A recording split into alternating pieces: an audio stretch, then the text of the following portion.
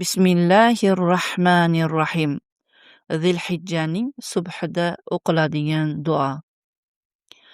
Allohumma ya fatihal abwab va munzilal kitab va jami'al ahbab urzuqna rizqan kal amtari hina tasubbu wajma'na bikulli man nuhibbu وهون علينا كل صعب واجعل لنا من كل هم فرجا ومن كل ضيق مخرجا واغفر لنا ولوالدينا يا رب العالمين اللهم واجعل هذا الصباح تفريجا لكل هم وتحقيقا لكل عمل واستجابة لكل دعوة ورحمة لكل ميت وشفاء لكل مريض يا رب العالمين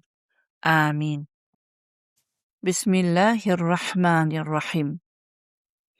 Ey eshiklarni ochuvchi zot, ey Qur'onni nozil qilgan zot, ey sevishgan va yaxshi ko'rishganlarni jamlovchi zot, bizlarni xuddi yog'ayotgan yomg'irdek rizqlantir va har bir yaxshi ko'rganlarimiz bilan bizlarni jamla va har bir qiyinchilik, mashaqqatni bizlarga oson va yengil qil va bizlar uchun har bir g'amlarimizdan chiqish o'rinlarini qil va har bir tangliklarimizdan bizlarni chiqar.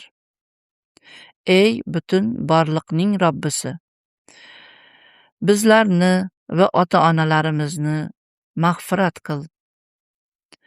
Ey Allohim, bu tongimda mening hamma tashvishlarimni ketkaz va har bir orzularimni ro'yobga chiqar.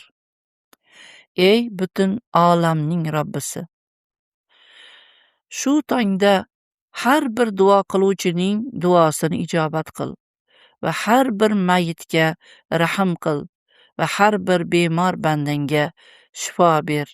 Ya Robbal alamin. Amin.